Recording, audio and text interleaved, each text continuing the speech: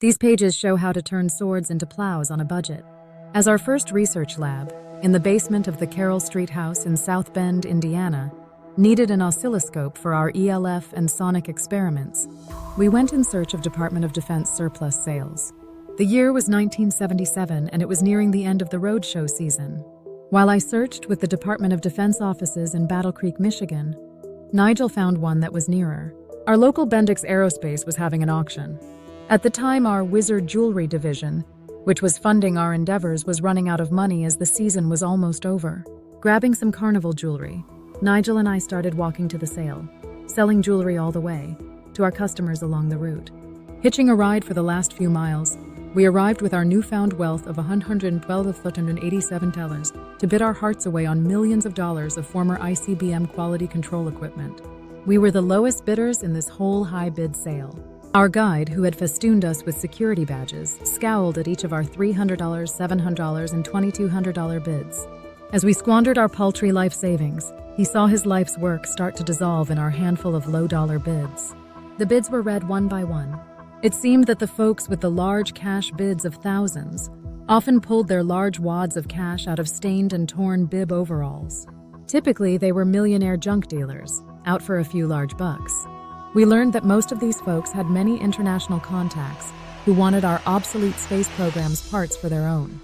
As the bids went on and large bucks were handed to the cashiers for state-of-the-art lab equipment, our minuscule bids were filed into the convenient circular file. After seeing all the tons of equipment being sold and sent to places unknown to continue their missions, we left scopeless. But we still had our fortune, less 2 Cokes and 2 candy bars from Bendix's well-stocked machines. The next day we packed and caught the last roadshow of the season. Since our old faithful White Knight Dodge van was still benched in the shop from our previous ventures, Nigel and I stuck out the thumbs and bounced to Michigan. A week later, our fortune increased by substantial proportions. We returned to our house in South Bend to find a note from Bendix scolding us for not paying our $7 and removing our test equipment. Dumbfounded, we called and found out that the only bid, in a forgotten room, on a piece of equipment, was ours. Nigel quickly summoned help from a friend with a pickup truck for the promise of a tank of gas. Arriving at Bendix, Nigel soon found that our piece of equipment weighed just short of a ton. What we had bid on and won was not an oscilloscope exactly, but a solid-state and electron vacuum tube tester, unlike anything to be found in Radio Shack at the time. Don't get me wrong, I spend a lot of time in places like Radio Shack.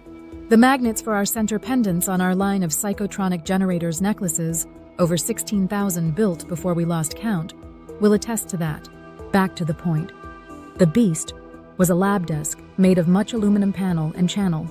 It measured about 5 feet deep, about 8 feet wide, and the counter was about normal lab bench height. The back had a wall of instruments, including a scope. Unfortunately, this was an XY unit, and not like the Tektronix 500 series we had our hearts set on.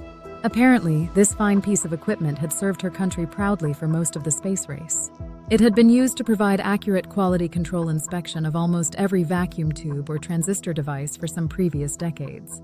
Shock and dismay woke practical Nigel out of the history narrative to blurt, "How can we move it?" "No problem, got a forklift over there," spoke our historian, shipping and receiving manager. Loading the Beast on the pickup was accomplished by enlisting the help of the driver of the lift, offering him an $800 bribe, and pulling him away from his assigned task of making coffee. We did an out-of-pocket expense report on this, labeled transportation. The pickup groaned under the weight, but surprisingly, there was still 1/4 inch before the wheels would touch the wheel wells. The pickup proceeded at a none-too-rapid pace of below walking speed, with flashers flashing and many irate horns blaring. With the truck groaning at each pothole, our heroes watched in horror as the railroad tracks came ever nearer. Visions of a tottering spacecraft test unit perched precariously on the rails of the truck could not fail to escape anyone's mind. Hitting the tracks, the survivors later confessed, was almost as good as taking a rocket ride. The wheels, upon hitting the tracks, alternately locked up and then gained traction. The Beast alternately rocked back and forth, threatening to either crush the street below or crush the cab of the truck. Evidently tiring of its threatening roll, the Beast finally gently settled down, with one last nudge to the truck, breaking free the wheel that had been caught between track and wheel well. Pulling up in front of the Carroll St. House, Nigel and the others showed me the beast, mounted precariously on the back of the leaning and sagging pickup truck. Quickly summoning all the neighbors, we started stripping modules off of the equipment. Huge black boxes containing all sorts of power supplies, from very low to very high voltages, were carefully removed and labeled as to function and connectors. Fortunately, all the circuit diagrams and engineering change notices were included with our new inventory. Finally, after all the electronics were stashed in the lab, the aluminum carcass of the beast was hoisted off the truck. It took 5 or 6 of us to accomplish this, as I recall. The beast, sitting in front our house, looked like some robotic whale beached upon a dune. Supper came and went, while we speculated on how to turn our huge, unwieldy $1,500 investment into anything that could keep our enterprises together during the cold winter coming. Let's build a robot out of it, decided Georgine for the group. While Patricia and Robert built the form of the robot, which was modeled after Patricia, Nigel stalked the streets hawking our prototype theatrical robot to the merchants of South Bend. The electronics consisted of an audio amplifier allowing two-way speech path between the robot controller and the audience. The eyes consisted of an iris tube and neon emitter, which coupled with the speech made a compelling effect. The right arm was partially articulated, and the body was covered with Space Angel clothing consisting of a flowing gown. Our first purchase order came from an adult bookstore. We didn't take this contract. There was too much potential for wisecracks about pimping our robot. Our first gig with F1, standing for Flossie 1, which was now her name, was in Niles, Michigan at a nightclub, opening for some friends with a sister band. F1 stood proudly greeting customers on tape or live as Nigel got on the remote. The Wizard even showed up that night. The next gig, in which we booked F1 to be the spokeswoman, was at a retail boutique. This allowed our band of robot owners to obtain some much-needed cash and costumes. Meanwhile, our team of engineers and mad scientists were in the basement lab cooking up our LaserCon project. This consisted of the XY oscilloscope, fed by 2 sound sources that displayed on the screen, while the sound flowed out of our amplifiers. These were large power supplies that we re-engineered into push-pull pentode amplifiers. The immediate object of the LaserCon was to supply audio and visual effects in a nightclub atmosphere. After working with the prototype LaserCon for a few weeks, staff and friends started to notice effects of brainwave entrapment, as well as temporal effects on human observers. No animals were harmed in this experiment, but I would never be the same. Before this device could be placed in a commercial environment, a friend of a friend offered a large cash contribution to our show fund and departed with the LaserCon as his own temporal distortion toy. A second robot modeled after Nigel was built.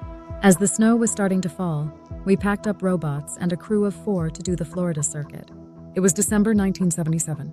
During a severe storm in St. Augustine, the Nigel robot prototype was destroyed after sailing 30 feet, propelled on a gust of wind. The next show was booked at Bradenton, Florida in January 1978. As we set out minus one of our crew, Dave, who had defected back to South Bend in search of his soulmate, and one robot, our van, the White Knight, blew its transmission en route. We had to abandon the van and most of our equipment till later. We had arranged to meet Ray, a compatriot who had a show called Dr. Finster's Traveling Medicine Show, at Bradenton. We showed up meeting Ray empty-handed. Fortunately, he had a jewelry concession running and money was made.